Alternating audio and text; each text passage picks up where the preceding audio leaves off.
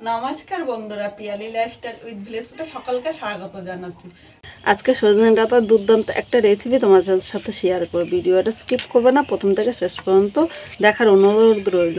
অনেকে তো অনেক রকমভাবে সজনে ডাঁটা খেয়েছেন, আজকে অল্প তেল মশলা সজনে ডাঁটাটা রান্না করব। আর এইভাবে রান্না করলে গরম ভাতে কিন্তু দুর্দান্ত লাগে। আর আজকে আমার এই রান্নাটা তোমাদের ভালো লাগলে একটা লাইক, শেয়ার ও কমেন্ট করো, আর সাবস্ক্রাইব করে পাশে থেকো, যাতে নতুন নতুন ভিডিও আপলোড করলে সবার আগে নোটিফিকেশান আপনার কাছে পৌঁছিয়ে যায়।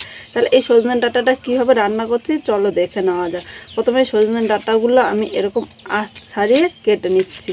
দেখো এইভাবে টানলে খুব সহজেই কিন্তু আঁশটা ছেড়ে যাচ্ছে। এই গরমে কিন্তু আমাদের সজনে ডাঁটা প্রতিদিন খাওয়া উচিত। আর প্রতিদিন একই রকম কিন্তু খেতে খেতে যখন মুখে অরুচি চলে আসে, তখন এইভাবে অল্প তেল মশলায় রান্না করে দেখতে পারো। একদম নতুন রান্না তোমাদের সাথে শেয়ার করছি।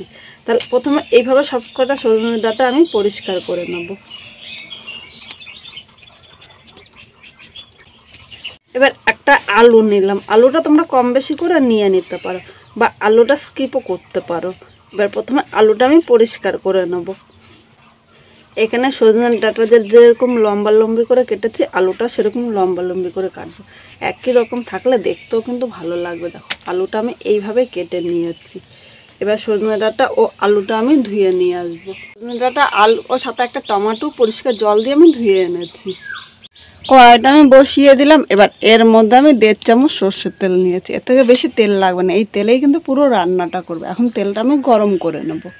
তেলটা এখানে গরম হয়ে গিয়েছে। এবার এর মধ্যে একটা তেজপাতা সম্বাদ দিলাম, একটা শুকনো লঙ্কা দিয়ে দিলাম, 1/2 চামচ পাঁচফোড়ন সম্বাদ দিলাম।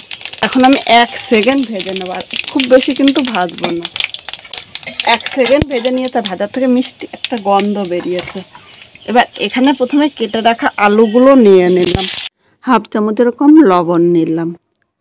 এখন লবণটা আলুর সাথে নেড়ে চেড়ে মিশিয়ে মিডিয়াম আগুনে 2 থেকে 3 মিনিট ভেজে নেব। আর লবণ ও হলুদ একসাথে কিন্তু দেবেন না, লবণ দিলে আলুটা তাতে নরম হয়ে যায়। আর হলুদটা দিলে আলু ভাজার কালারটা সুন্দর হবে, তখন আলু ভাজাটা কিন্তু ভালো হবে না। তাই এইভাবে 3 মিনিট আলুটা আমি ভেজে নিয়েছি। এবার এর মধ্যে আমি 1/2 চামচ হলুদ নিয়ে নিলাম।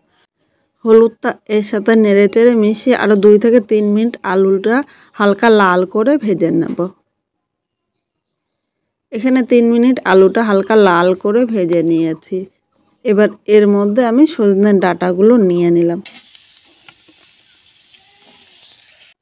এবার এখানে 2টো কাঁচা লঙ্কা দিয়ে দিলাম।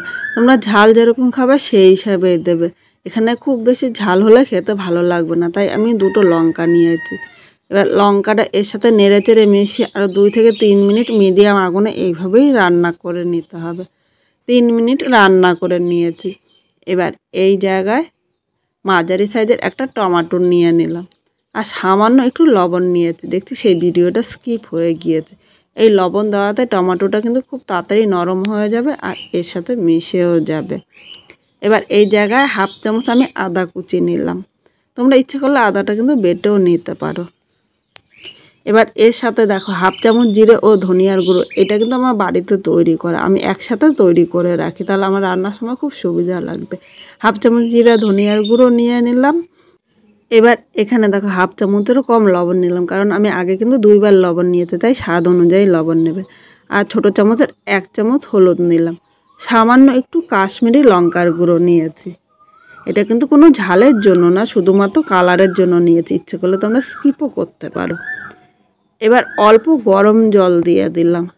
এই জলটা দিয়ে মশলা কষালে মশলা কষানো যত সুন্দর হবে, আর এই রান্নাটি খেতে কিন্তু ততটাই দুর্দান্ত লাগবে।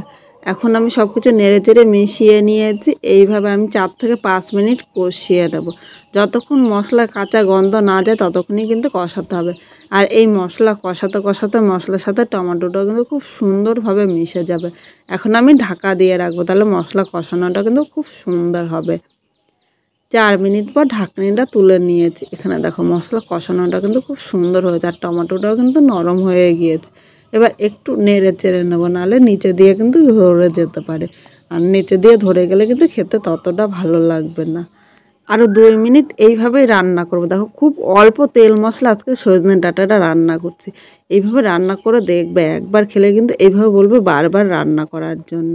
এখানে দেখো 2 মিনিট রান্না করে নিয়েছি। এবার এই জায়গায় আমি গরম জল দিয়ে দিলাম। অবশ্যই তোমরা চেষ্টা করবে একটু গরম জল দিতে। গরম জল দিলে ঝোলটা তাড়াতাড়ি ফুটবে, আর সজনের ডাঁটা ও আলুটা কিন্তু সেদ্ধ হয়ে যাবে, খেতেও খুব ভালো লাগবে। আর ঠান্ডা জল দিলে কিন্তু ঝোলটা পানসে লাগবে, একদম খেতে ভালো লাগবে না। আর সজনে ডাঁটা আলু শক্ত থাকবে। যে কোনো রান্নায় যদি সবজি সেদ্ধ না হয় তখন খেতে কিন্তু ভালো লাগবে না। আবারও ঢাকা দিয়ে আমি 3 থেকে 4 মিনিট এইভাবেই রান্না করে নিয়েছি।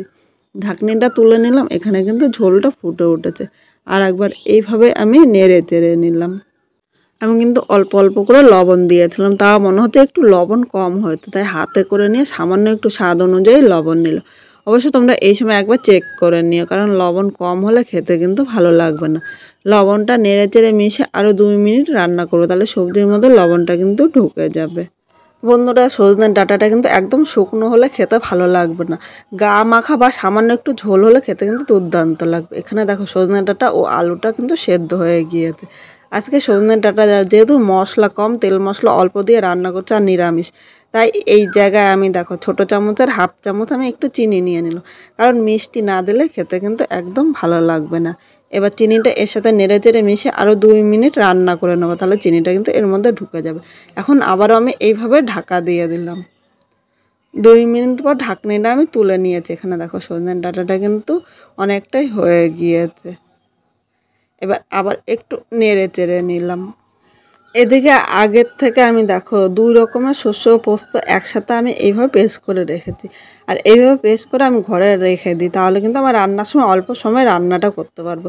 এই জায়গা থেকে 1 চামচ আমি সর্ষে নিয়ে নেব। এখানে কিন্তু 2 রকমের শস্য ও পোস্ত 3টে মেশানো রয়েছে।